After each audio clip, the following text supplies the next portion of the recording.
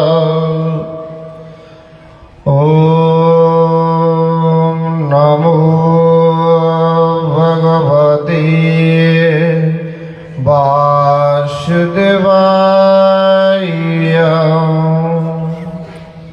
सर्वकर्मफलं श्रीकृष्णाय अर्पणमस्तु। ओम अखण्डमण्डलाकारं व्याप्तं येन चराचरं तत्पदं दर्शितं येन तस्मै श्रीगुरवे नमः। ओम कृष्णाय वासुदेवाय हरये परमात्मने प्रणतक्लेशनाशाय गोविन्दाय नमो नमः।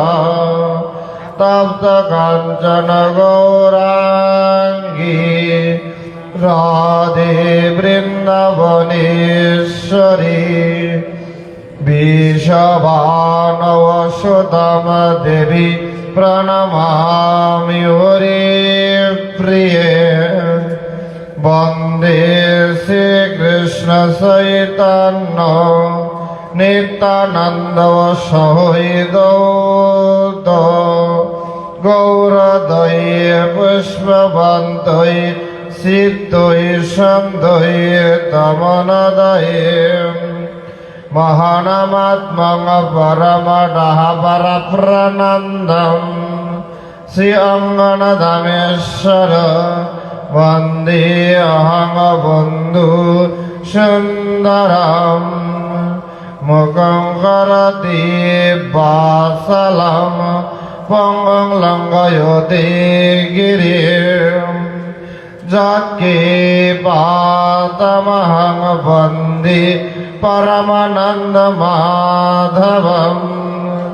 वाञ्छाकल्पतरुभ्यश्च कृपासिन्धुभ्यश्च पतितानां पावनेभ्यो वैष्णवेभ्यो नमो नमः।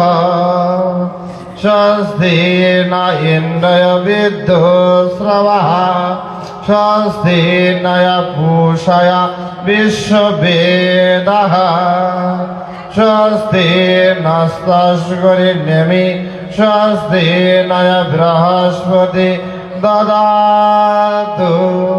ॐ शान्ति शान्ति शान्तिः। সমাবেত সুধী সকলের রাতুল চরণে অধমের দণ্ডবত প্রণাম নিবেদন করছি।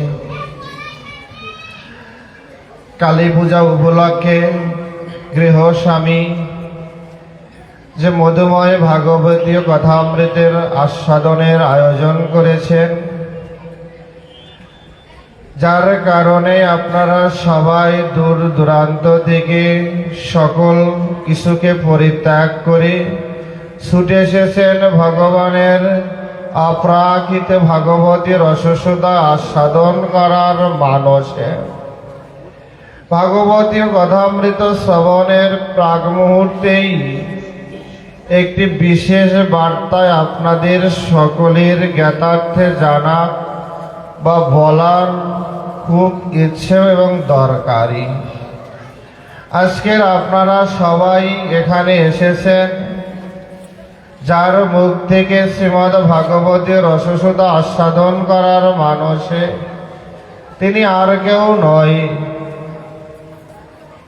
তিনি আন্তর্জাতিক খ্যাতিসম্পন্ন ভাগবতী রসসুধাগর গীতা প্রজ্ঞামূর্তি বাংলাদেশ মহানাম সম্প্রদায়ের পূজ্যপাদ সভাপতি আচার্যদেব, আপনাদের সকলেরই সুপরিচিত সপ্তম বিশ্ব ধর্ম সম্মেলনে বাংলাদেশের মহান প্রতিনিধিত্বকারী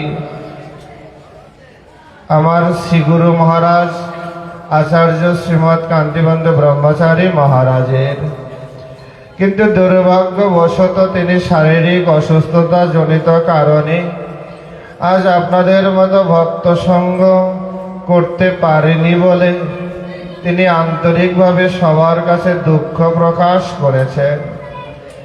আপনাদের যাতে কষ্ট না হয় তাই মাদৃশ্য অধমকে আপনাদেরই একজন করে আপনাদের চরণ প্রান্তে পাঠিয়েছে হরিকথা বলার জন্য নয়, হরিকথা শোনার জন্য। আমি বন্ধু কিশোর ব্রহ্মচারী আচার্য কান্তিবন্ধু ব্রহ্মচারী মহারাজেরই সন্তান, তাই এসেছি তারই বার্তা আপনাদের মাঝে প্রকাশ করার জন্য। তাই মাদৃশ্য অধমকে নিজ সন্তান জ্ঞানী ভাই জ্ঞানে ক্ষমা সুন্দর দৃষ্টিতে দেখবে। আর সকলের কাছেই অনুরোধ থাকবে আমার আচার্য গুরুদেব শ্রীমৎ কান্তিবন্ধু ব্রহ্মচারী মহারাজের জন্য সবাই প্রার্থনা করবেন, তিনি যেন সুস্থ স্বাভাবিক জীবনযাপন করতে পারেন, আপনাদের মাঝে আবারও এসে যেন হরিকথা পরিবেশন করতে পারেন।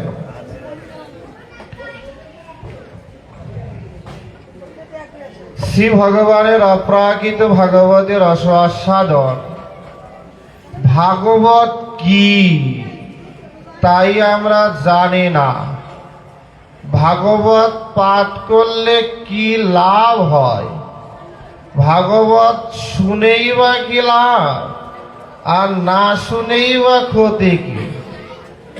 ভাগবত বলতেই শুধু বুঝি ভগবানের কথা, শুধু ভগবানের কথাই কি ভাগবত? আর কি কোনো কথা নেই ভাগবতে? আমরা মেজরিটি হিন্দু জানি না যে ভাগবত কি। শুধু মনে করি রাধা কৃষ্ণের প্রেম লীলা ব্রজলীলাই মনে হয় ভাগবত, এর বাইরে আর ভাগবত কথা হতেই পারে না। কিন্তু শাস্ত্র বা আচার্যগণ সিদ্ধান্তে কিন্তু তা বলেনি। ভাগবত লিখতে লাগে 4টি বর্ণ, একটি শব্দ, সেটি হলো ভাগবত। লিখতে লাগে 4টি বর্ণ। এর মূল উদ্দেশ্য রহস্য কি? ভা গ ব ত, তাতে হয় ভাগবত। এই ভাগবতের শব্দগুলোর শব্দটির বর্ণের মধ্যে এমন কি রহস্য আছে দেখবেন শাস্ত্র কত সুন্দর করে বলছে। ভাতে ভাতে সর্বশাস্ত্রেষু গতে গতি যস্য অলৌককম বতে বরিষ্ঠ সর্বশাস্ত্রেষু ততে তরণী ভবাম বোধি। যিনি অনন্ত শাস্ত্রের ভাতি, অর্থাৎ ভাতি মানে আমাকে তিনি প্রহরণ পোষণ উদ্ধার করতে পারেন। ভাতি সর্বশাস্ত্রেষু, তিনি সমস্ত শাস্ত্রের নির্যাস তত্ত্ব তো বহন করেন, তিনি হলেন ভাগবত। বলে গতি যস্য অলৌককম, যার শ্রবণ মনন চিন্তন ধ্যান করলে বলে অলৌকিকময় গতি লাভ সম্ভব হয়। যদি ভাগবতের 18,000 শ্লোক কেউ পাঠ করতে পারেন খুব ভালো, যদি না পারেন ভাগবতের বাংলা শ্রবণ করতে পারেন, যদি তাও না পারেন শুধু বলছে ভাগবত শব্দ যদি কেউ উচ্চারণ করে তবেও অন্তিমে ভগবত চরণ লাভ হবেই হবে। এত সুন্দর ভাগবতের মহত্বের কথা বলতে বরিষ্ঠ সর্বশাস্ত্রেষু, ভাগবত সমস্ত শাস্ত্রের চেয়ে বরিষ্ঠ উঁচু। কারণ কি? বলছে মহামণি কৃষ্ণ দ্বৈপায়ন বেদব্যাস তিনি অনন্ত শাস্ত্র রচনা করে জীবকে যখন শান্ত করলেন, যার শাস্ত্র চর্চা থেকে জীবে আনন্দময় পুরুষোত্তম ভগবানের অনুসন্ধান করছে, কিন্তু যিনি সবাইকে আলো দেয় তিনি নিজেই আলো খুঁজে পায় না।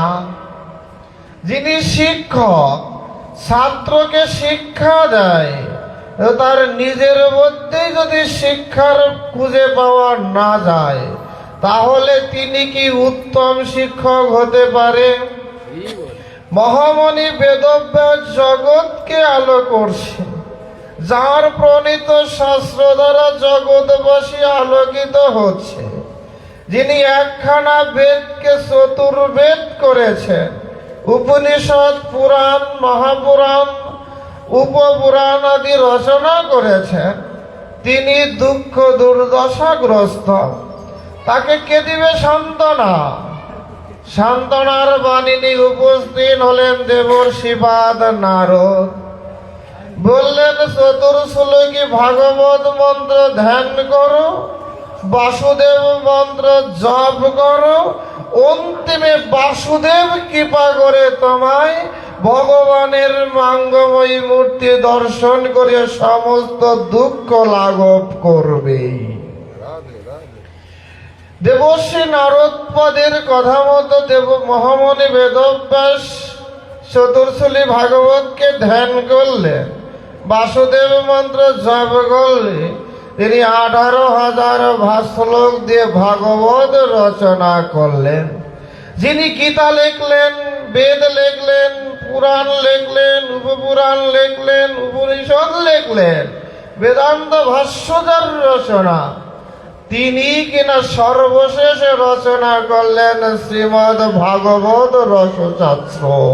তাই সমস্ত শাস্ত্রের নির্যাস হলেন শ্রীমদ্ ভাগবত। তাই বরিষ্ঠ সর্বশাস্ত্রেষু। বলছে তরণী ভবাম্বধি, তরণী ভবাম্বধি, শের জীবনে যিনি তরণী মানে নৌকা, ভবাম্বধি বলে ভব নদী পার করতে পারে, তিনি হলেন ভাগবত। যে একবার জীবনে ভাগবতের নৌকায় উঠে অন্তিমে সে ভব নদী পার হয়ে ভগবানের কাছে পৌঁছাবে, অন্তিমে ভগবানের কাছে সে পৌঁছাবেই। কারণ ভাগবতের নৌকায় একবার ওঠা চাই। এজন্য দেখবেন কত সুন্দর করে পরম গুরুদেব বিশ্ববরণ দার্শনিক মহানামব্রত ব্রহ্মচারী মহারাজ ভাগবত প্রবেশিকায় লিখছেন। অথচ অনন্ত শাস্ত্র বলছে, হে জীব তুমি বড় দুঃখী। জীব বলছে তুমি আমার মনের কথা জানলে কিভাবে? আসলেই তো আমি দুঃখী। অনন্ত শাস্ত্র বলছে জীব তুমি বড় দুঃখী। জীব বলছে আসলেই তো আমি দুঃখী। দেখবেন আমাদের যত আছে তার বড় চাহিদা শেষ হয় না, চাহিদা ক্রমাগত বাড়তেই থাকে। এজন্য শাস্ত্র ভাগবত বলছে যার যতবারে তালা তার ততবারে জ্বালা। যার যত আছে তার তত বেশি জ্বালায় আছে। যার সোনা দানা নাই তার চুরি হওয়ারও কিছু নাই। আর সোনা যদি থাকে, এই কালী পূজা আর দুর্গা পূজা বলে, বাইরে গেলে টেনশন থাকে কোন সময় জানি সোনা তো নিবেই, সাথে কিনা কানও নিয়ে যায়। আছে না? টেনশনও বাড়ছে না? আগে মাটির ঘর ছিল, খড়ের ঘর, সনের ঘর ছিল, টিনের ঘর, এখন বিল্ডিং ঘর, তাও দেখবেন সিসি ক্যামেরা লাগাইতে হয়। তাহলে নিরাপত্তা কি বাড়লো না কমলো? আগে জানতো চুরি করার কিছু নাই, এখন জানে অনেক কিছু আছে। চোরও ভাবে যার বাড়ি বিল্ডিং আছে তার মানে অনেক কিছু ভিতরে আছে। তাই চোরও ভালো বুঝে মাটির ঘরে চুরি করে না, বিল্ডিং বাড়ি চুরি করে। চোরও বুঝে, যারা বলছে যার যতবারে তালা তার ততবারে জ্বালা। অনন্ত শাস্ত্র বলছে জীব তুমি দুঃখী। জীব বলছে তুমি তো ডাক্তারের মতো রোগ ধরতে পারলা, এবার রোগ থেকে বাঁচার প্রেসক্রিপশন দাও, ওষুধ দাও। যেহেতু রোগই ধরলা, কি আছে না ফকির ফাকরা পাইলে পরে হাত দেখায় না। এরপর যদি বলে বাবা এইটা ওইটা করলে বাবা তাহলে তাবিজ দাও, কবজ দাও। বলে অনন্ত জীব বলছে তাহলে এবার আমার রক্ষার উপায় কি? অনন্ত শাস্ত্র বলছে ভূমৈব সুখম নালবে সুখমস্তি।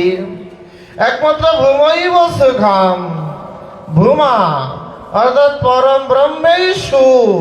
বলছে নালবে সুখমস্তি, নতুবা সুখ নাই। একমাত্র ভগবানের সাথে যুক্ত হলে তবেই সুখ, নতুবা জগতের কেউ সুখ দিতে পারে না, কোনদিন পারবেও না। অনন্ত জীব বলছে তবে আমি সেই পরম ব্রহ্মকে পাই কিভাবে? অনন্ত শাস্ত্র বলছে জীব তুমি সাধনা করো, ভগবানকে পাবে।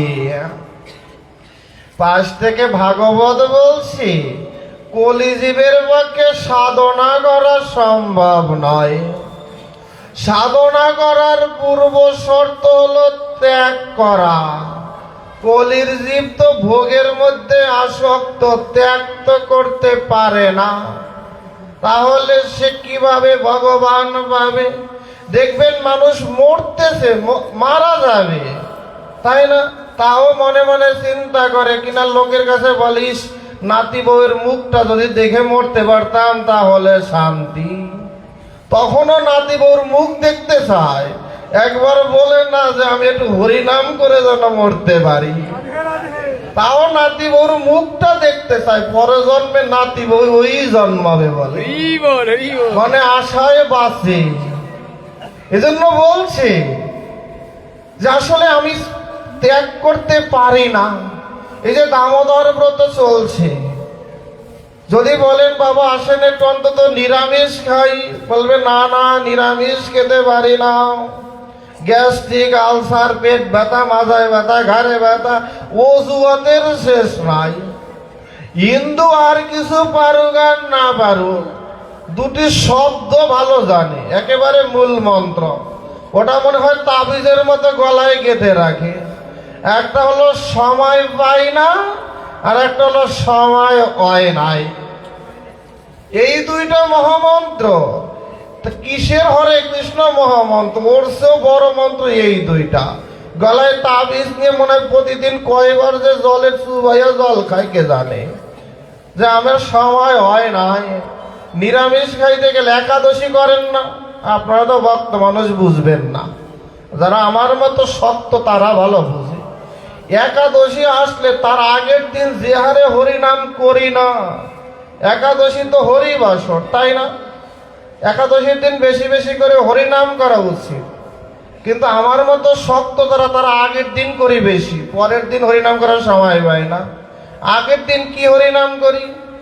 হরিনাম একটাই, কালকের একাদশী, কি খাওয়ানে কি খাওয়ানে কি খাওয়ানে, এই করে করে এই হরিনাম জপ করতে করতে হরে কৃষ্ণ কয় আমি বাবা বাড়ি যাই।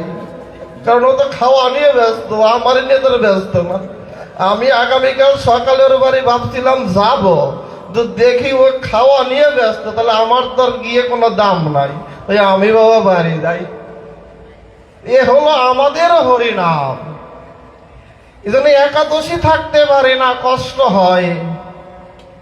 যদি বলেন নিরামিষ খাই পারি না, ব্রত অনুষ্ঠান তো দূরের কথা, এই এক সিদ্ধ পার্টিরে দেখলে তো আরো বেশি জল লাগে, যে এরা আবার কোনটা আবার শুরু করছে।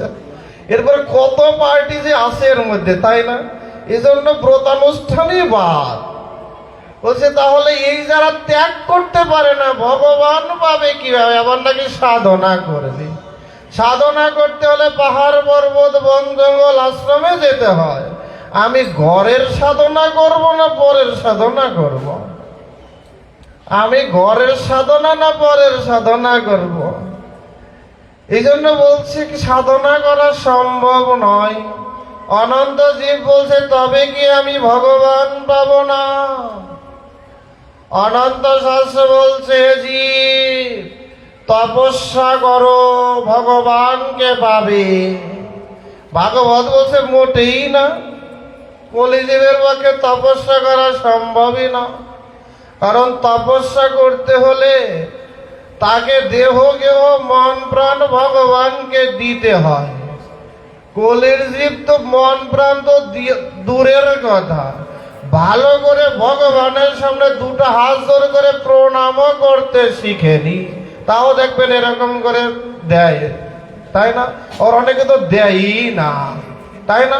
বলছে দুটো হাত জোর করে যে প্রণাম করবে তাই করে না, আবার করবে নাকি তপস্যা। অনন্ত জীব বলছে তবে কি আমি ভগবান পাবো না? অনন্ত শাস্ত্র বলছে জীব ধ্যান করো ভগবানকে পাবে।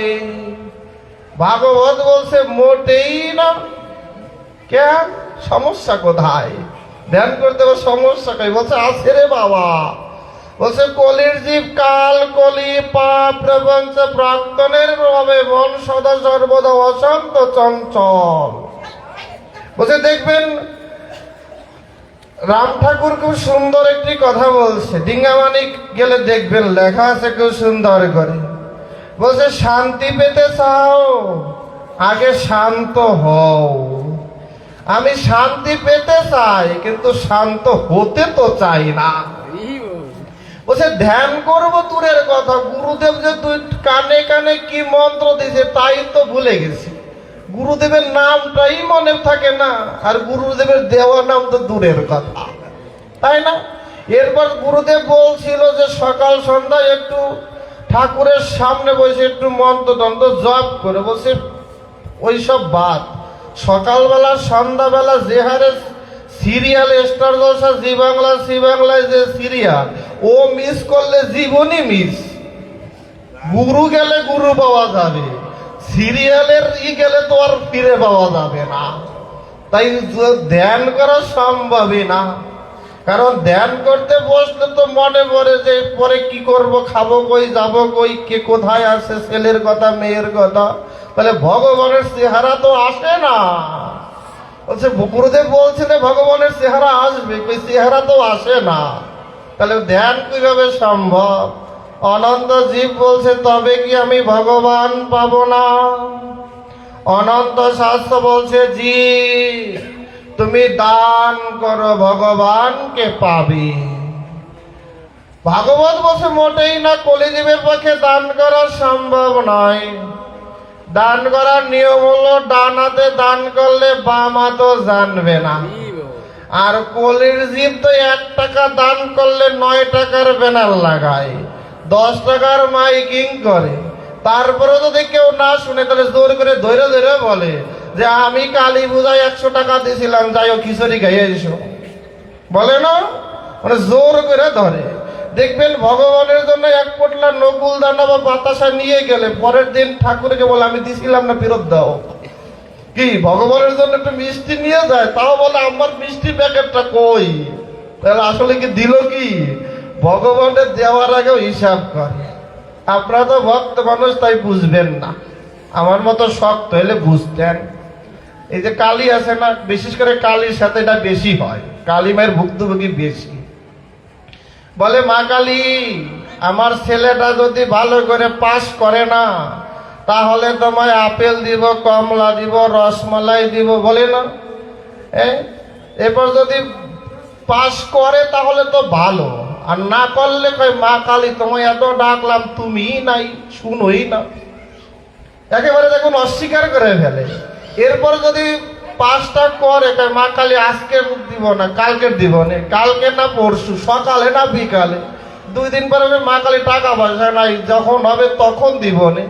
কয়েকদিন পরে গেলে কয় মা কালী কত লোকেই তো দেয়, আমি না দিলেই বা কি হয়?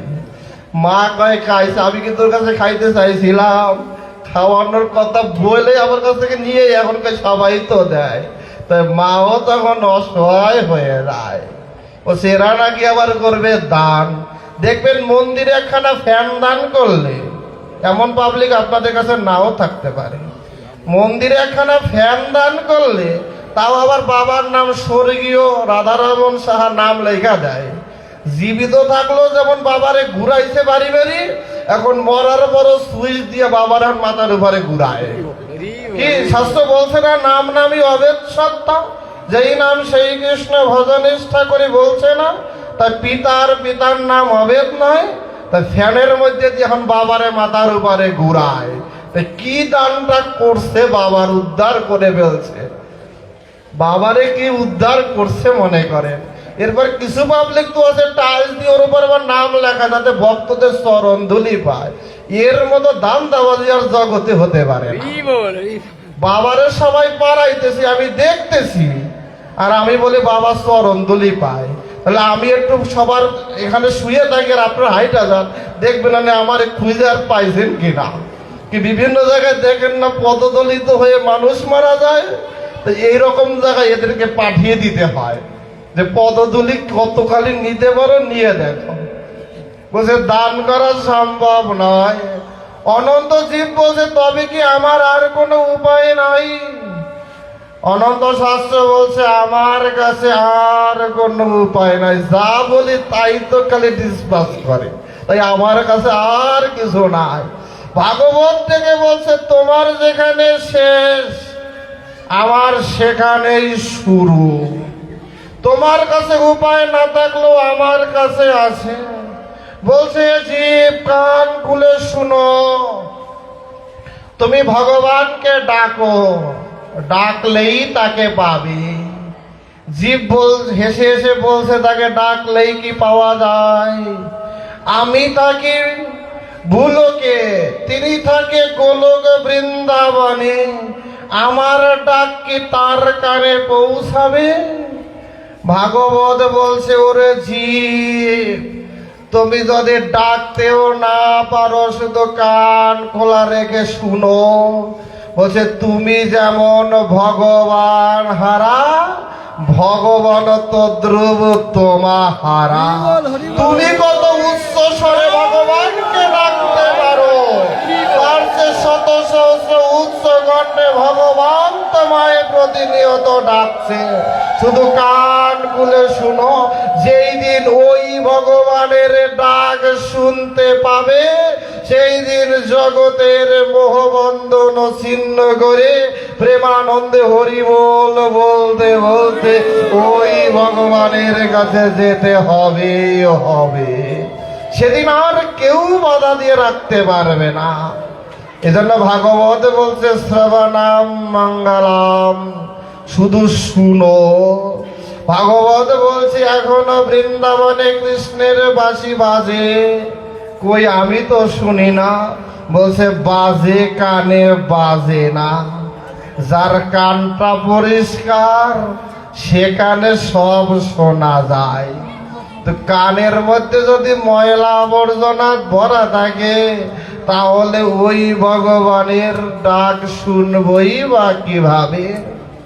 চেষ্টা করা চাই, আপ্রাণ ভাবে ভগবানের সাথে লেগে থাকা চাই, তাহলে ভগবান করুণা করে আসবে। মহানামদাতা ব্রহ্মচারীজি বলছেন গৌর কথায় কত সুন্দর মার্মিক গভীর তাৎপর্যপূর্ণ কথা। বলছে সসীম মানুষের প্রধাবন অসীমের দিকে, অসীম ভগবানের অবতারণ সসীমের প্রাণপুরে। মানুষ উঠে ভগবান নামের, মানুষ উঠে সাধনায়, ভগবান নামেন করুণায়, দেখা হয় খেয়ার ঘাটে। যদি আমাদের সাধনা না থাকে, তাহলে করুণা কোথায় দিবে? যাকে তাকে কি দেওয়া যায়? দেওয়ার জন্য তো পাত্র থাকা চাই। এই জন্য সাধনাময় যদি হৃদয়টাকে কর্ষণ করা যায়, তবে করুণাময় ভগবান বর্ষণ সেখানেই করে। আমার সাধনা নাই, জব ধ্যান সেবায় আহ্নিক নাই, ভগবানের সাথে হৃদ্রতা নাই, ভালোবাসা নাই, কিন্তু ভগবানকে পেতে চাই। পৃথিবীতে এমন কোন জীবসত্তা তৈরি হয়নি যে ভগবান পাওয়ার অযোগ্য, অক্ষম।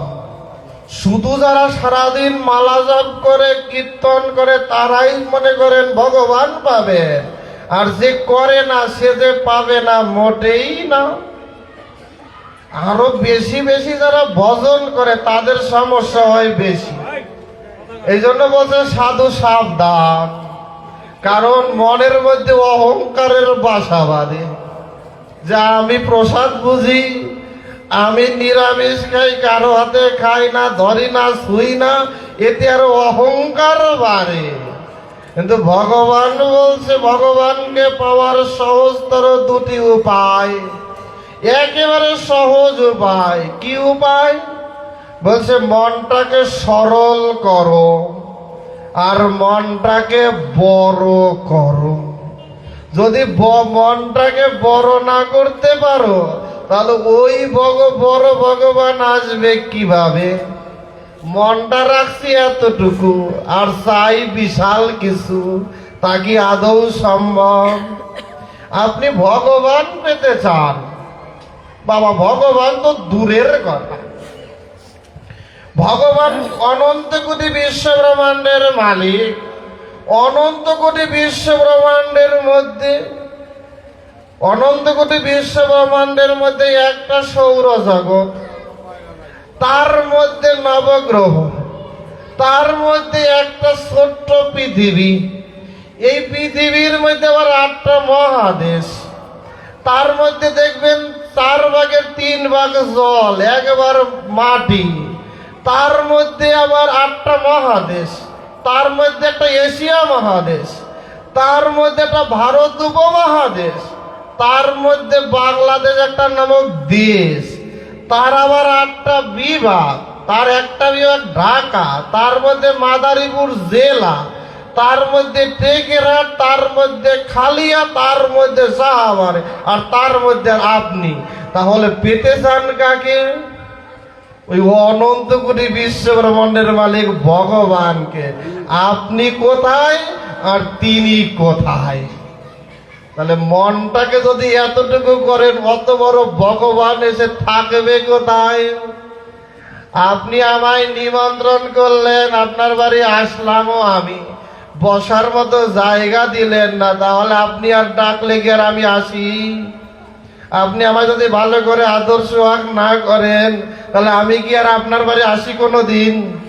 বলছে আমি তো দূরের কথা, ভগবানকে ডাকলাম কিন্তু ভগবানকে বসার আসন দিলাম না, কারণ মনটা হলো সংকীর্ণ, দোষ কার্পণ্য, দোষে দুষ্ট, হিংসা বিদ্বেষ অহংকারে পরিপূর্ণ। তাহলে ভগবান বসবে কোথায়?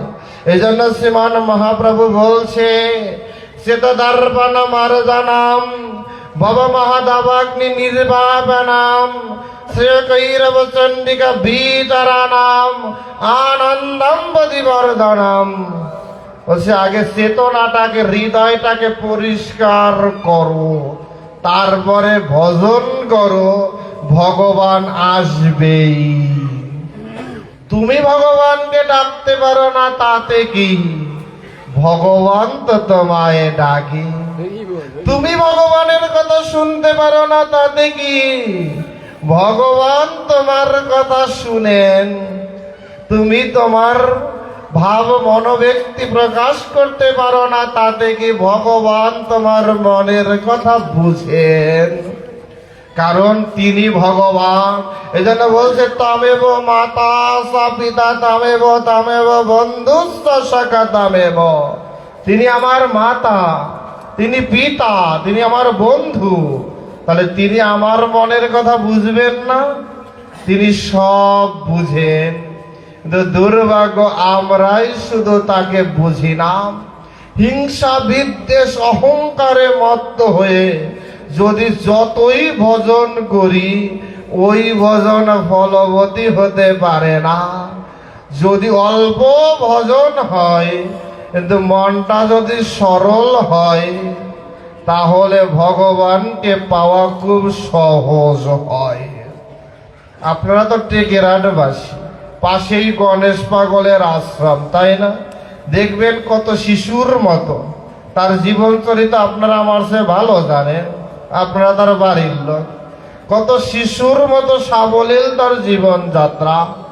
তাহলে ভগবানকে পেতে হলে শিশুর মতো হতে হবে, সহজ সরল মারবেশ থেকে দূর রাখতে হবে, তবে ভগবান পাওয়া সহজ হয়। এজন্য শ্রীমান মহাপ্রভু বলছে, জীবে দয়া নামে রুচি বৈষ্ণব সেবন, ইহা হইতে ধর্ম আর নাহি সনাতন। কই শ্রীমান মহাপ্রভু খুব সুন্দর করে জগৎবাসীকে শিক্ষা দিয়েছে যে জীবের প্রতি দয়া করো। আমি জীবের প্রতি কি দয়া করতে পারি? এত জীব দুঃখ কষ্ট ক্লান্তির মধ্যে আছে, কারো গৃহ নাই, কারো খাদ্য নাই, কারো পরিবার পরিজন নাই, তাহলে আমি সবার দুঃখ কি দূর করতে পারি? বলছে জীবের প্রতি একটা দয়া অন্তত করো, সেটি হলো বেশি বেশি করে হরি নাম করো। কারণ হরি নাম করলে তুমি একা উদ্ধার হবে না, জগতের সবাই উদ্ধার হবে। বলছে জগতের সবাই উদ্ধার হবে। প্রভু বন্ধু সুন্দর বলছে, এত উচ্চ স্বরে হরি নাম করিও যাতে সহস্র হতে দূর হতেও যেন হরি নাম শোনা যায়। কত জীব উদ্ধার প্রয়াসী হয়ে আছে, তোমার মুখে একবার হরি নাম শ্রবণ করলে সেও আনন্দে হরি বল বলতে বলতে ভগবত ধামে প্রবেশ করিবে। জীবের প্রতি দয়া করো।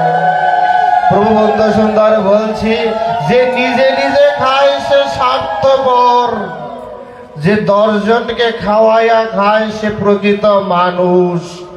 আগে মানুষ হইতে শিখো। আমি মানুষই হতে পারলাম না, কিন্তু ভজন করে সাধু হলাম।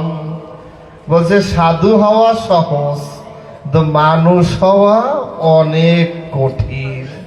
কারণ মহারামজি বলছে মানুষও খায়, পশুও খায়, মানুষও ঘুমায়, পশুও ঘুমায়, মানুষও জন্ম বিস্তার করে, পশুও জন্ম বিস্তার করে। তাহলে মানুষ আর পশুর পার্থক্য কোথায়?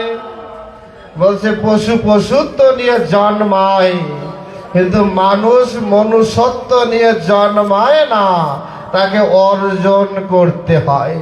অহিংসা, অচর্য, সংযম, সত্য, সুচিতা, এই 5টি গুণ যদি না থাকে তাহলে তাকে মানুষ বলে না। আমি যদি মানুষই আগে না হলাম তাহলে ভজন করব কিভাবে? এজন্য বলছে জীবের প্রতি দয়া করো। জীবের প্রতি যদি দয়া হয় তাহলে নামের রুচি হবে। এত নাম করি, মালাই করি, মুখে করি, কীর্তন শ্রবণ করি, কই আমার তো নাম শুনে চোখের প্রেমাশ্রু আসে না? কই আমি এত নাম করি, কই আমার নাম আস্বাদন মাত্র আমার সারা অঙ্গ রোমাঞ্চিত কম্পিত হয় না? কারণ কি? বলছে অপরাধ আছে প্রচুর। নামের কাছে কত অপরাধ আছে। বলছে সাধকের জীবনে দেখবেন শ্রীমান মহাপ্রভু রূপ গোস্বামী পাদকে যে শিক্ষা দিয়েছেন, যা জগতের রূপ শিক্ষা নামে পরিচিত, সেখানে রূপ গোস্বামীকে বলছে সাধকের জীবনের 2টি অন্তরায়। যদি সতর্ক না হওয়া যায়, যতই নাম করি না কেন কোনো লাভ হতে পারে না। কি কি অন্তরায়? বলছে প্রথম অন্তরায় বৈষ্ণব অপরাধ, দ্বিতীয় অন্তরায় হলো সাধকের মনের দুর্বাসনা। বৈষ্ণব চরণে যদি হয় ক্ষুদ্র অপরাধ, শত সহস্র জন্মের ভজনেও পড়ে যায় বাদ। এই জন্য সতর্ক থাকতে হবে। যা স্বয়ং মহাপ্রভু তার মা শশী দেবীকেও কৃপা করতে পারেনি, কারণ তার বৈষ্ণব অপরাধ ছিল অদ্বৈত চরণে। যতক্ষণ অদ্বৈতাচার্য ক্ষমা করেনি, স্বয়ং ভগবান কে যিনি ধারণ করেছেন, পৃথিবীতে প্রকাশিত করেছেন, সেই মাকেও ক্ষমা করতে ভগবানও পারেনি। আর আমি তো তুচ্ছ সাধারণ মানব। তাই বলছি বৈষ্ণব অপরাধ সতর্ক হতে হবে। দ্বিতীয়ত বলছে মনের মধ্যে দুর্বাসনা, মনের মধ্যে যদি বাসনা রেখে হরিনাম করি, বলছে ওই হরিনাম কৃপা করতে পারে না। কারণ হরিনামে তো নামই আছে, নামই বর্তমান। নাম নামাগারী বহুদা নিজ সর্বশক্তি স্তর্পিতা নিয়মিত সাধারণ কৌল। বলছে নামের মধ্যে নামই তো বর্তমান। বলছে নাম করলে কি লাভ হয়? বলছে হরি নামে, হরি নামে। যদি আমি হরি নাম করি তাহলে ওই হরি নামতে পারে। তা আমি যদি না করি তাহলে ও হরিকে নামাই কিভাবে? তৃতীয়ত মহাপ্রভু বলছে সনাতন গোস্বামীকে কি করতে হবে? বলছে জীবে দয়া, নামে রুচি। তৃতীয়ত বলছে বৈষ্ণব সেবন, বৈষ্ণব সেবন করতে হবে। তাহলেই বলছে ইহা হইতে ধর্ম আর নাহি সনাতন। বৈষ্ণব সেবন কেমন জানেন? দেখুন একটি দৃষ্টান্ত দেই, বুঝতে সুবিধা হবে।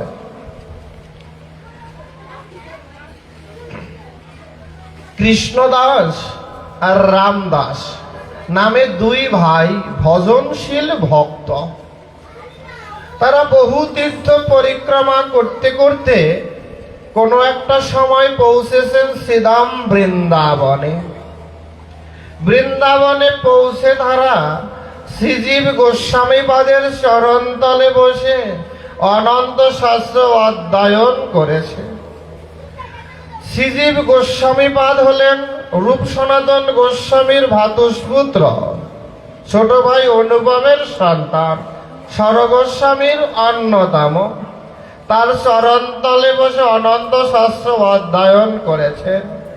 বহুদিন বৃন্দাবন বাসের পরে একদিন রামদাস ও কৃষ্ণদাস এসে শ্রীজীব গোস্বামীপাদকে বললেন, গোস্বামীজি অনেক দিন তো বৃন্দাবনে থাকলাম, এবার মনে বড় সাধ নীলাচল ধাম পরিক্রমা করব। বলছে তোমাদের মনে যেহেতু বাসনা জেগেছে তাহলে অবশ্যই যাও, তবে নীলাচল যাওয়ার আগে তোমরা একটু নরোত্তম ধাম অর্থাৎ খেতুরে ঘুরে আসবে। একদিন আগে খেতুরে উৎসব গেল না? বলছে নীলাচলে পৌঁছানোর আগে তোমরা খেতুরে যাবে, নরোত্তম ঠাকুর সেখানে আছেন। বলছে আমরা পদব্রজে যাত্রা করে। বলছে পদব্রজেই যাও, কিন্তু আগে খেতুরে যাবে। তবে একটা কথা শুনে যাও, খেতুরে গিয়েই কি করবে জানো? বলছে খেতুরে পৌঁছেই সাথে সাথে কোনো কিছু জিজ্ঞেস করবে না, গিয়ে বলবে আমাদের প্রচন্ড খিদা লেগেছে ঠাকুর মশাই, কিছু খেতে না দিলে মনে হয় দেহ থেকে প্রাণ চলে যায়। শ্রীজীব গোস্বামীপাদ রামদাস কৃষ্ণদাসকে যে এই কথা কেন বললেন, ওনার তাকে যে প্রশ্ন করবে এই সাহস আর পেলেন না। এইটা একটা প্রশ্ন মনের মধ্যে রয়েই গেলেন। এই প্রশ্ন নিয়ে দীর্ঘদিন পদব্রজ পরিক্রমা করতে করতে এসে পৌঁছালেন পদ্মা তীরস্থ সেই নরোত্তম ঠাকুরের ভজনের স্থলী, সেই খেতুর ধামে। খেতুর ধামে দুপুর বেলা প্রায় 12টার সময় ভোগ লাগবে এমন মুহূর্তে এসে পৌঁছালেন। পৌঁছে গিয়েই নরোত্তম ধামকে প্রণাম করে ঠাকুর মশাইয়ের কাছে গেলেন। ঠাকুর মশাইকে প্রণাম করে বলে, ঠাকুর মশাই প্রচন্ড ক্ষুধা লেগেছে, অনেকটা পথ এসেছি, যদি কিছু খেতে না দেন তাহলে দেহ থেকে প্রাণ চলে যায়। নরোত্তম ঠাকুর বলেন তোমরা বসো, আমি সেবার ব্যবস্থা করি। এই করে তিনি ছুটলেন ভোগ করে। গিয়ে দেখলেন তার শিষ্যরা ভক্তরা কি করছে, দুপুরের ভোগের আয়োজন করছে। গিয়ে বললেন তোমাদেরকে ভোগ হয়ে গেছে? বলছে না, হবে, রেডি হচ্ছে, পারস করছে। বলছে আগে বাদ দাও, ভগবানের সেবা বাদ দাও, আমার ঘরে দুজন বৈষ্ণব এসেছে, তাদের আগে সেবা দাও। শিষ্যরা বলছে ঠাকুর মশাই, এ কেমন আপনার আবদার যে ভগবানের ভোগ হয়নি আর আপনি ভক্ত সেবা দিব, বৈষ্ণব সেবা দিব? ঠাকুর মশাই বলছে আর কোনো কথা শুনতে চাই না, আগে বৈষ্ণব সেবা দাও। গুরুদেব বলছে শিষ্য কি আর কিছু বলতে পারে? কিন্তু মনের মধ্যে তো একটা বিরুদ্ধ ভাব তো থাকেই। বলছে মনে মনে গজ গজ করতে করতে ওই থালার পারস 2 গানা নিয়ে গিয়ে বৈষ্ণবদের দিলেন। বৈষ্ণবরাও পারস পেয়ে প্রেমানন্দে প্রসাদ পেলেন। আর ওই শিষ্যরা মনে মনে গজ গজ করতে যারা বলতেছে কেমন বৈষ্ণব, আবার নাকি বৃন্দাবন থেকে আসছে, এরা ভগবানের ভোগ হয় নাই, ভোগ ছাড়া প্রসাদ পায়। কেন একটু অপেক্ষা করলে কি হইতো, আর একটু পরেই তো ভোগ হলে প্রসাদ পেতে পারত, এ কেমন বৈষ্ণব? এই মনে চিন্তা করতে করতে এই কথা 1 2 করে করে একেবারে সবার কাছে ছড়িয়ে পড়ছে। সবার মধ্যে কি হলো, ওই বৈষ্ণব দুজনের প্রতি একটা বিরুদ্ধ ভাব তৈরি হলো। নরোত্তম ঠাকুর নির্দেশ দিলেন কেউ টুটা শব্দ করবে না, বৈষ্ণব যেন কোনোভাবে জানতে পারে না, কষ্ট পায় না, তাহলে কিন্তু তোমাদের সমস্ত সাধনাই বিফলে চলে যাবে। পদ্মার জলে যেমন প্রেম পাওয়া যায়, আবার ভজন পদ্মার জলে ভাসিয়েও নিয়ে যেতে পারে, অতএব সাবধান। গভীর রাত, নরোত্তম ঠাকুর মহাশয় তিনি যখন বিশ্রামে, হঠাৎ করে মদন মোহন ডেকে বলছে নরোত্তম, আজকের দুপুরের সেবাটা খুব ভালো হলো, আমি প্রাণ ভরে আজ বহুদিন পরে সেবা নিলাম। মদন মোহনকে উদ্দেশ্য করে নরোত্তম ঠাকুর বলছে হে ভগবান, আজ তো আমি যথাসময় তোমায় ভোগ দিতে পারিনি। বৃন্দাবন থেকে আসা 2 বৈষ্ণবের সেবা দিয়েছি, তারপরে আবার নতুন অন্ন ব্যঞ্জন আদি রন্ধন হয়েছে, তারপরে সেবা হয়েছে, যা দুপুর গড়িয়ে বিকাল হয়ে গেছে। ও তুমি বুঝি আমার সাথে রসিকতা করতে ডাকছ? মদন মোহন বলছে নরোত্তম, আমা হতে বৈষ্ণব শ্রেষ্ঠ, বৈষ্ণবের তুষ্টিতেই আমি যে অধিক তুষ্ট লাভ করি।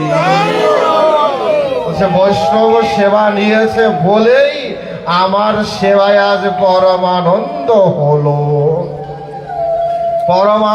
হলো।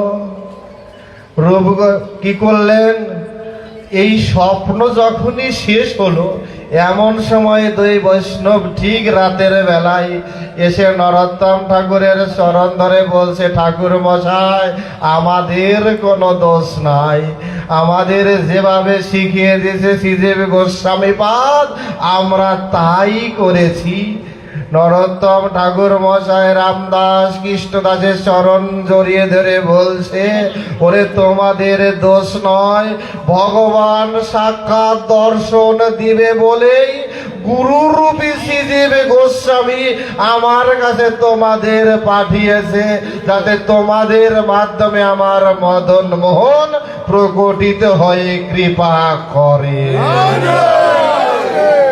তাই কখন, কোন সময়, কোন বেশে, কোন রূপে, কোন ভাবে ভগবানের কৃপাপ্রাপ্ত বৈষ্ণব বা স্বয়ং ভগবান এসে আমাদের দ্বারে আসবে তা বোঝার কোনো সাধ্য নাই।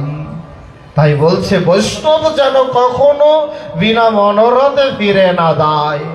কারণ মহাপ্রভু বলছে সনাতনকে যে জীবে দয়া নামে রুচি বৈষ্ণব সেবন, ইহা হইতে ধর্ম আর নাহি সনাতন। বলছি এর চেয়ে আর বড় কোনো ধর্ম হতে পারে না, কোনো বড় ধর্ম হতে পারে না, এর চেয়ে বড় নাই আর কিছু। আমরা যদি আন্তরিকতা প্রেম দিয়ে যদি সেই বৈষ্ণবের চরণ ধূলিকে সার ধারণ করি, বৈষ্ণবের শরণ মনন চিন্তন করি, বৈষ্ণবের আনুগত্যতা পোষণ করি, বৈষ্ণবের কৃপায় ভগবান পাওয়া সহজ হতে পারে, সহজ হতে পারে, প্রাণবন্ত হতে পারে। আমি বৈষ্ণব চিনিব কিভাবে? বলছে বৈষ্ণবকে চিনতে যেও না, বৈষ্ণব স্বয়ং চিনিয়ে দেয়। বৈষ্ণবকে পরীক্ষা করতে যেও না, বৈষ্ণব স্বয়ং এসে পরীক্ষা করে। কারণ পরীক্ষককে পরীক্ষা নেওয়া যায় না, ভগবানকে পরীক্ষা নেওয়া যায়। বলছে তিনি নিজেই তো পরীক্ষক। ভগবান ভক্তের সাথে ছল করেন, আবার ছল করে প্রেম দান করেন। গীতার 10ম অধ্যায়ে দেখবেন, পড়লে খুব সুন্দর একটি শ্লোক আছে। বলছে ভগবান বলছে, যে আমার প্রেমপূর্ণ ভাবে আমায় চায়, আমি প্রেম ভক্তি দিয়ে তাকে আমার করে নেই। একবার যে প্রেম পূর্ণ দিয়ে আমায় চায়, বলছে আমি তাকে প্রেম পূর্ণ করে দিয়ে আমার করে নেই। যাও যেখানে যেখানে গ্যাপ থাকে, ভগবান তা পরিপূর্ণ করে দিয়ে নিতে পারে। কারণ ভগবান করুণার অরুণ বরণ নিলয়, ভগবান কৃপানিধি দয়ালু সাগর। তিনি করুণা করে আমাদেরকে ডাকেন, কাছে আসেন। দুর্ভাগ্য আমাদের, আমরা ভগবানকে চিনতে পারি না, ভগবানের লীলা বুঝতেও পারি না, বুঝতেও চাই না। এই জন্য বলছে বৈষ্ণবের সঙ্গ যদি করি, দর্শনও করি, তাহলেও আমাদের জীবনের প্রেম ভক্তি লাভ হতে পারে। বলছে কিভাবে? আমরা প্রতিদিন আয়নায় মুখ দেখি না, চেহারাটা সুন্দর করার জন্য কোথায় ময়লা পড়ছে না? বলছে সাধুগুরু ভক্ত বৈষ্ণবরাও আয়নায় মুখ দেখে, তবে সাধারণ আয়নায় না। সাধারণ মানুষ যে আয়নায় দেখে, তাদের ওই আয়নায় দেখা লাগে না। তারা কোন আয়নায় দেখে? বলছে তারা দেখে বৈষ্ণবের আয়নায়। সাধুগুরু ভক্ত বৈষ্ণবের আয়নায় মুখখানা দেখে আর বলে উনি বৈষ্ণব, ওনার কপালে তিলক আছে, মানে ভগবানের চরণে সমর্পিত। আমি তো হতে পারলাম না, তাই আমাকেও মার্জন করতে হবে, যাতে আমিও একটু বৈষ্ণব হতে পারি। বলছে ভক্তরাও প্রতিদিন সোনো পাউডার ক্রিম মাখে, তবে জগতের ক্রিম নয়। বলছে তারা মাখে ভগবান ভক্তের চরণ ধুলি, যাতে করে আনুগত্যতা দিয়ে ভক্তকে পায়, ভগবানকে পাওয়া যায়, ভগবানকে পাওয়া যায়। কারণ শুধু ভক্তই ভগবানের চরণ ধরে তা নয়, ভগবানও ভক্তের চরণ ধরে। ভগবানও ভক্তের চরণ ধরে কাঁদেন, ভগবানে ভক্তের চরণ ধরে কাঁদেন, ডাকেন, গড়াগড়ি দেয়। কারণ যদি নাই বা দিতেন, তাহলে তো তাকে বারবার পৃথিবীতে আসতে হতো না। বিশ্বকবি রবীন্দ্রনাথ লিখছেন, নেমেছে ধুলার তলে হীনপতিদের ভগবান। তিনি নেমে আসেন, ডাকেন, কাঁদেন।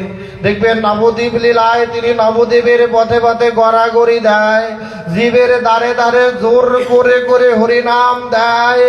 বলছে তোমার কাজ আমি করি, তবুও তুমি হরিনাম করো। জগাই মাদাইয়ের মতো পাষণ্ডীকেও হরিনাম দেয়, তাদের সমস্ত পাপ লাঘব করে নিজের স্কন্ধে ধারণ করে, তবুও বলে হরিনাম করো, আমি তোমাদের হতে চাই। এমন দরদি আর কে হতে পারে? এমন দরদি আর কে হতে পারে? এটি শুধু নবদ্বীপের লীলায় নয়, এর পরিপূর্ণতা ব্রজভূমির লীলায়, ব্রজভূমির লীলায়। কেমন? চলুন একটু শ্রীধাম বৃন্দাবন ঘুরে আসি। যাবে আমার সাথে? বৃন্দাবন যাবে? গেলে অন্তঃপ্রাণে যায়, দেহটা না মনটাকে নিয়ে যায়। একটু ঘুরে আসি বৃন্দাবন, দেখি তো বৃন্দাবনে এ সাদৃশ্য কি লীলা চলছে।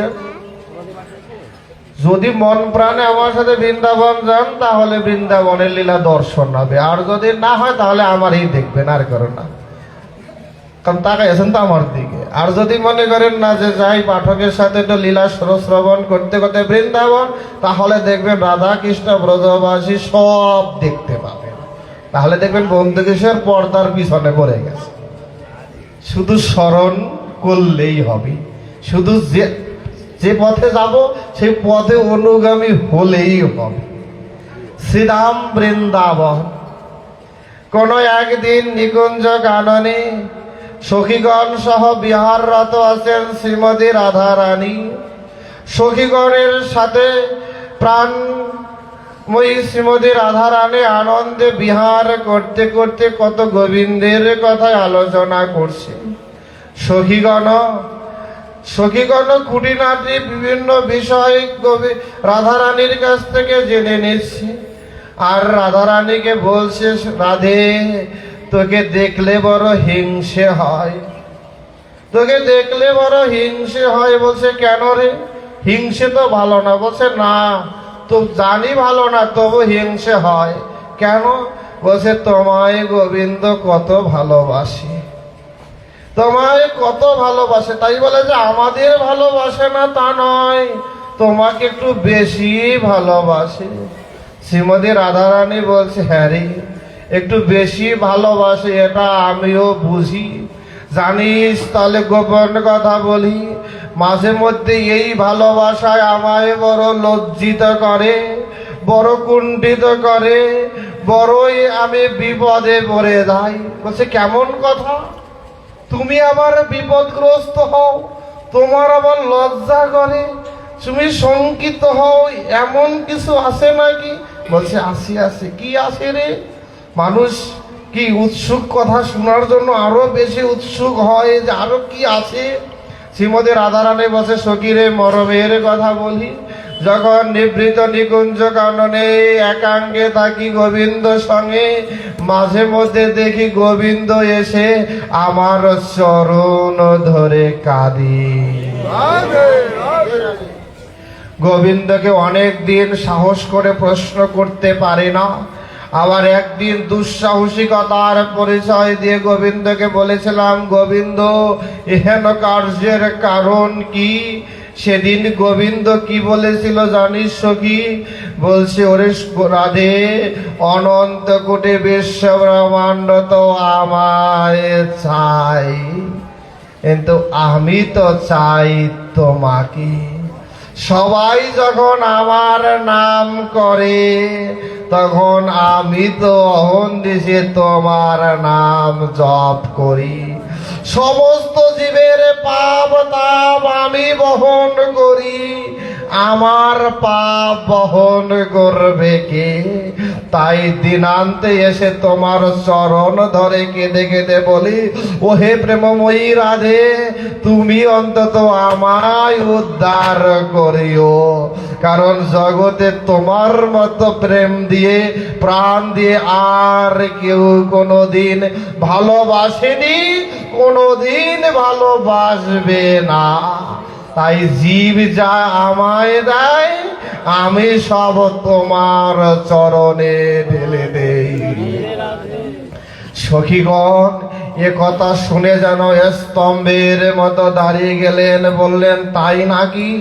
বলছে আবার সখীগণ বলছে না না, এ হতেই পারে না। গোবিন্দ কারো চরণ ধরতেই পারে না। কত মুনি ঋষি ধ্যানী জ্ঞানী যুগী কত যুগের বড় যুগ তপস্যা করে যার চরণ পাওয়ার জন্য, সে কারো চরণ ধরতেই পারে না।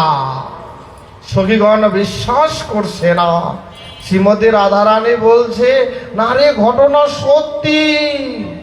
সখীগণ বলছে হতেই পারে না, আমাদের গোবিন্দ কারো চরণ ধরে না। তবু শ্রীমতী রাধারানী তখন নির্বিকার। হঠাৎ করে দেখলেন গোবিন্দ চন্দ্র তিনি ওই বনপথের মধ্যে রাধে রাধে বলে পরিক্রমা করছে। কোথায় রাধে, দেখা দাও দেখা দাও বলে চিৎকার করছে, রালু দালু বেশে ঘুরে বেড়াচ্ছে। ললিতা সখী রাধারানীকে হাতখানা ধরে বলছে, রাধে, প্রতিদিন তো তুমি ছোট গোবিন্দ অন্বেষণে, তোমার যে কি দশা হয় তা তো আমরা দেখি, কিন্তু গোবিন্দ যে তোমার নাম করতে করতে বনপথে ছুটে তা তো কোনোদিন দেখি নাই। আজ যেহেতু কৃপা করে সামনে দৃশ্যমান, তাহলে তুমি একটু অন্তরালে যাও, দেখি না গোবিন্দ এসে কি করে। রাধারানী বলছে, না রে সখী, আমার প্রাণ বধুয়ার বড় কষ্ট হবে, বধুয়ার বড় কষ্ট হবে, ও কষ্ট সহ্য করার নয়, ও যে মরমে লাগিবে। ললিতাদি সখীগণ বলছে, না রে রাধে, একটু করুণা করো, একটু দর্শন করার সুযোগ দাও, কি না করে। সখীগণের আবেদন মতো, নিবেদন মতো রাধারানী একটু গাছের অন্তরালে দাঁড়ালেন। সখীগণ এসে দাঁড়ালেন গোবিন্দের সামনে, এমনটা বুঝি যেন রাধারানী তাদের সাথে নাই। গোবিন্দ এসে বলছে, ও ললিতাদি সখীগণ, তোমরা কি আমার রাধাকে দেখেছো?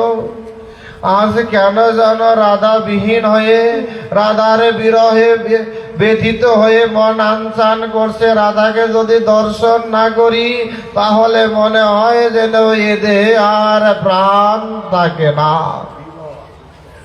সখীগণ বলছে, কই রাধা তো নাই, আমরা তো রাধাকে কোথাও দেখিনি, আজ তো রাধা আমাদের সাথে আসেনি। গোবিন্দ বলছে, না না, তোমরা যেখানে রাধে তো সেখানে। বলছে, না, তুমিও যেমন রাধাকে খুঁজো, আমরাও তো রাধাকেই খুঁজি। গোবিন্দ বলছে, ও তাহলে জগতের সবাই কি রাধা খুঁজে, আমায় বুঝি কেউ খুঁজে না? ললিতাদি বলছে, গোবিন্দ, তোমার মধ্যে কপটতায় আছে, ছলনায় আছে, তোমার মধ্যে ছল চাদরেই আছে, তোমার মধ্যে দ্বিচারিতায় আছে, কিন্তু রাধারানীর মধ্যে কোনোটাই নাই, শুধু প্রেম আর প্রেম আছে। তাই সবাই তো রাধাকেই চায়, কারণ তিনি যে করুণাময়ী, প্রেমময়ী। তুমি যেমন প্রেম দিতে পারো, সুদর্শনও ধরতে পারো, আমাদের রাধা তো সুদর্শন ধরে না। তাই সখীগণকে উদ্দেশ্য করে গোবিন্দ বলছে, তাহলে অন্তত একটা বার আমায় রাধার কাছে নিয়ে যাও না। বলছে, রাধা তো নাই, কোথায় নিয়ে যাব? এভাবে অনেকক্ষণ চলার পরে হঠাৎ করে গোবিন্দ বলছে, না রে সখী, রাধা নাই আমি দেখি না, তবে রাধা নাই তাতে কি, রাধা এখানে আসি তার প্রমাণ রাধারানীর অঙ্গ গন্ধে যে এই বন মাঝে যে আমোদিত হয়ে আছে, তার অঙ্গ গন্ধ যে প্রতিটি বাতাসের বিন্দু বিন্দু রেখায় রেখায় মিশে আছে, যা আমায় আরো উন্মাদ করে তুলছে। অতএব রাধায় আছে, তোমরা বুঝি লুকিয়ে রেখেছ। বলছে, তোমরা তো রাধার প্রিয় সখী, তাহলে তোমরা আমায় তার কাছে যেতে দাও না কেন, বাধা দাও কেন? সখীগণ বলছে, কেন মনে থাকে না, অন্যদিন যখন রাধাকে কষ্ট দাও, আমার রাধার কাছে যাও না, অন্যর কাছে যাও, সেদিন মনে থাকে না? সেদিন মনে থাকে না যে আমার রাধারও তো কষ্ট হতে পারে, শত বাধা উপেক্ষা করে তবে রাধা তোমার চরণে পৌঁছায়। তুমিও একটু বুঝে নাও রাধার বিরহ জ্বালা কত গভীর হতে পারে। শ্রীমতী সখীগণকে উদ্দেশ্য করে গোবিন্দ বলছে, একটা বার দাও না, রাধাকে সাথে দেখা করি, আর কিছু চাই না। বলছে, ও রাধাকে পেতে চাও? শুনে, একটা কাজ করলে রাধাকে পাওয়া যায়। কি কাজ? বলছে, এখানে বসে যদি তুমি রাধা রাধা নাম কীর্তন করো, তবে তুমি রাধাকে পেতে পারো। গোবিন্দ বলছে, আমি তো রাধা রাধা কীর্তন করতে পারি না, আমি আমার মতো ডাকতে পারি। আমার ডাক তো তার কাছে পৌঁছায় না, পৌঁছাইলে তো আমি রাধার দর্শন পেতাম। বলছে, আমি তো কীর্তন করতে পারি না। আমি তোমাদের সখীগণকে উদ্দেশ্য করে বলছে, হে সখীগণ, আমি তোমাদের গুরুপদে বরণ করিলাম, তোমরা আমায় রাধা নাম কীর্তন করার সুযোগ করে দাও, শিখিয়ে দাও কিভাবে রাধা নাম করতে হয়। সখীগণ বলছে, রাধা নাম কীর্তন করলেই হবে না, নেচে নেচে কীর্তন করতে হবে। গোবিন্দ বলছে, আমি তো নাচতে জানি না। বলছে, ও নাচতেও জানো না, তাহলে আসো নাচও শিখিয়ে দেই। গোবিন্দচন্দ্র সখীগণের নির্দেশ মতো রাধা রাধা কীর্তন করছে, নেচে নেচে ঘুরে ঘুরে। ললিতাদি কানে কাছে এসে বললে, ও রাধে, ও গোবিন্দ, শুধু রাধা নাম কীর্তন নর্তন করলে হবে না, কেঁদে কেঁদে ডাকতে হবে। ললিতাকে উদ্দেশ্য করে বলছে, সখী রে, আমি তো কাঁদতে জানি না, কোনোদিন তো কাঁদিনি। ললিতাদি বলছে, আমার রাধাকে বহু কাঁদিয়েছ, কারণ তুমি যদি তোমায় সবাইকে কাঁদাও, তো তুমি যদি না কাঁদো, তোমার জন্য কেউ কাঁদিবে না। তাই আজ রাধা বলে কেঁদে দেখাও, তাহলে রাধা আসতে পারে। বলছে, শুধু কাঁদিলে চলবে না, রাধা রাধা বলে কাঁদতে কাঁদতে এই ব্রজভূমির বনবাসে গড়াগড়ি দিতে হবে। যখন গড়াগড়ি দেবে আর হারাধে প্রাণ রাধে বলে কাঁদিবে, তখনই রাধায় আসিবেই আসিবে। গোবিন্দচন্দ্র অবোধ শিশুর মতো যা বলে, রাধাকে পাওয়ার আসে তাই করে। আজ রাধা রাধা বলে গোবিন্দ যখন উন্মাদের মতো বৃন্দাবনের সেই বনমাঝে যখন কেঁদে কেঁদে গড়াগড়ি দিচ্ছে, রাধা রানী ছুটে এসে বলছে, গোবিন্দ, এ ব্যথা আর নেওয়া যায় না। ও অঙ্গে যদি এই বনের কণ্টক লাগে, কষ্ট লাগে, সে ব্যথা যে আমার গায়ে লাগে। আসো আমরা দুজনে একাঙ্গে গড়াগড়ি দে, যা ব্যথা সব আমার হোক, যা প্রেম সব তোমার হোক, যা প্রেম সব তোমার হোক।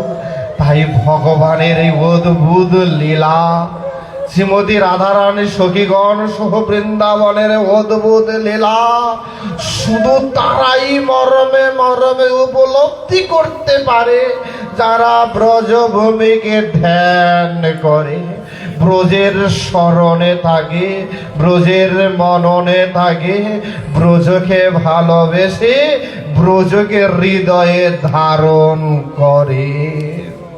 কারণ ব্রজের স্মরণ, ব্রজের মনন চিন্তন ধ্যান সবার জীবনে আসে না। আসে যদি গুরু গোবিন্দের কৃপা হয়। যদি গুরু কৃপা হয়, তবে গোবিন্দের কৃপায় নিত্য রাস হৃদয়ে মাঝেই ঘটে। ও রাস দেখতে বৃন্দাবন যেতে হয় না, হৃদয়ে বৃন্দাবনে নিত্য দর্শন হতে পারে যদি সাধুগুরু ভক্ত বৈষ্ণবের কৃপা হয়।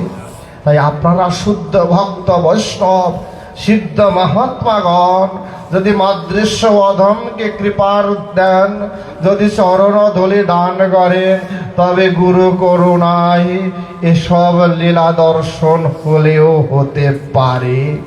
কারণ বলছে শ্রীবেন চৈতন্য চরিতামৃত বলছে, কৃষ্ণ বলি যেই জীব অনাদি বহির মুখ, অতএব মায়া তারে দেয় সংসার দুঃখ। বলছে, আবার বলছে, সাধু শাস্ত্র কৃপায় যদি কৃষ্ণ উন্মুখ হয়, সেই জীব মায়া তাহারও নিস্তরয়। যদি আপনাদের মতো সাধুদের কৃপা হয়, তবেই মায়া কেটে গিয়ে গোবিন্দের দর্শন হতে পারে। তবেই গোবিন্দের কৃপায় ভগবানের নিত্য লীলায় প্রবেশ করা যেতে পারে। তাই ভাগবতী রসাস্বাদনের বিশ্রাম করার প্রাক মুহূর্তে শুধু নিবেদন করি, আসুন না আমরা সব ভুলে একাকার হয়ে গিয়ে একটু অন্ত প্রাণকে কার্পণ্য দোষ মুক্ত করে হিংসা বিদ্বেষ অহংকার গর্বকে দূরে সরিয়ে একটু ভগবানের ভজন করি, ভগবানের ভজন করি। ভজন করলে ভগবানকে পাওয়া যায়। বলছে দেখবেন কত সুন্দর মার্মিক কথা, বলছে ভোজনে ভোজনে ভজন হয় না, কিন্তু ভজন করলে ভোজন মিলেগা। যদি কেউ ভজন করে তাহলে অলসতায় আসে ঘুমিয়ে পড়ে, আর যে ভজন করে তার কারো বাড়ি চাইতে হয় না, তার খাবার ভগবান নিজে বহন করে, নিজে বহন করে। এর বাস্তব দৃষ্টান্ত লালা বাবুর জীবনীতে আছে। গিরি গোবর্ধন তটে যখন তিনি ভজন করতেন, একদিন প্রচন্ড বৃষ্টি, তিনি যে মন্দিরে প্রসাদ পেতেন সে মন্দিরেও যেতে পারেনি। মন্দিরের পুরোহিতই তার জন্য সেবার দ্রব্য নিয়ে আসতে পারেনি। হঠাৎ প্রচন্ড বৃষ্টির মধ্যে দেখলেন একটি নবঘন শ্যাম, একটি বালক এসে ভোজন দিয়ে গেলেন এক থালা। বসে থালাটা নেবে না, বসে রেখে দাও। পরের দিন মন্দিরের সেবায়েত বললে, লালা বাবুজি আপনার তো কালকের সেবা হয়নি। কেন? আমার তো সেবা হলো, আপনি সেবার দ্রব্য পাঠালেন, বালক দিয়ে এই যে থালা নিয়ে এসেছি। পুরোহিত সেবায়েত দেখলেন, লালা বাবুজি এ থালা তো সাধারণ থালা নয়, এ দ্বারা আমার ভগবান মদন মোহনের থালা। মদন মোহন নিজে লুকিয়ে নিজে বহন করে আপনার কাছে নিয়ে সেবা দিয়েছে। আপনি বড় ভাগ্যবান, ভগবান আপনার জন্য চুরিও করেছে। ভজন করলে ভজন মিলেগা।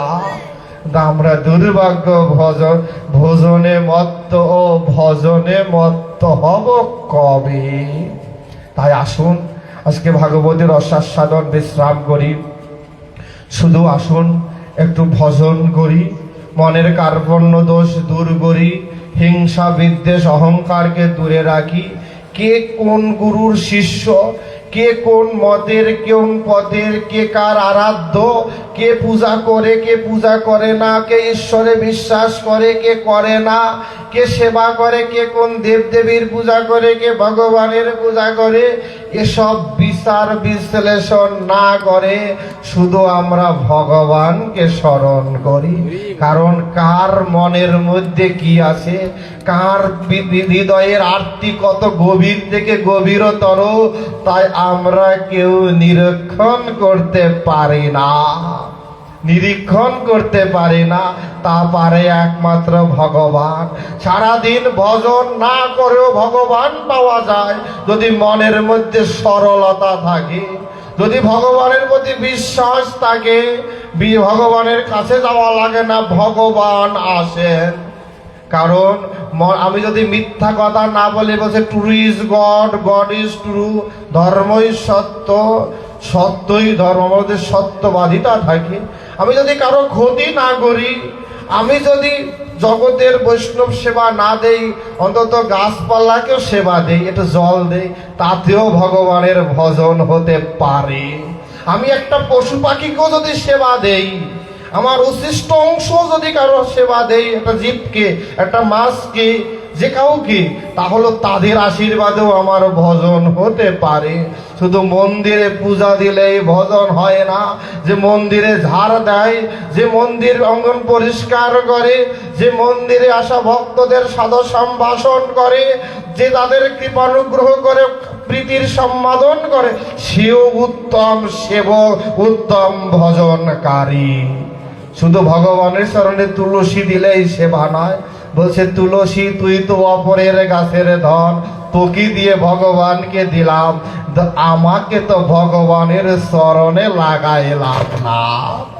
নিজেকে যদি না লাগাই, অপরের ধনে ধনী হওয়া যায় না, নিজের ধনে ধনী হতে হয়।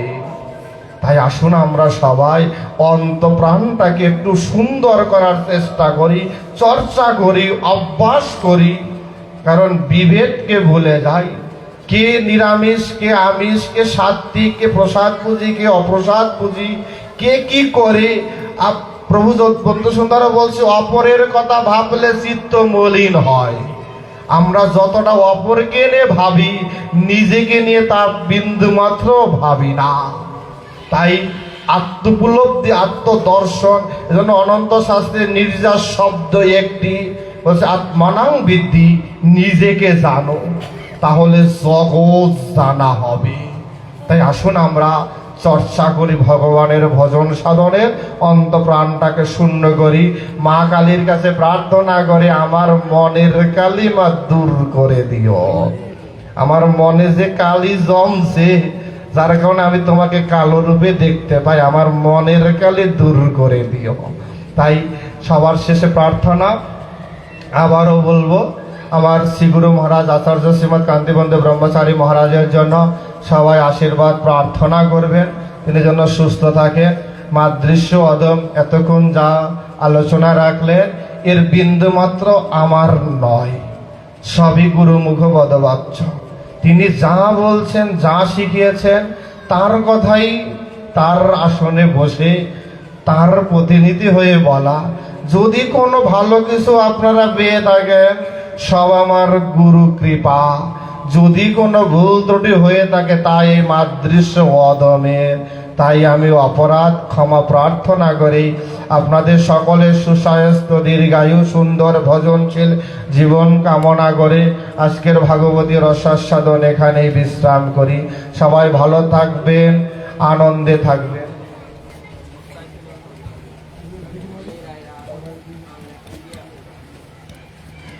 হরি বল।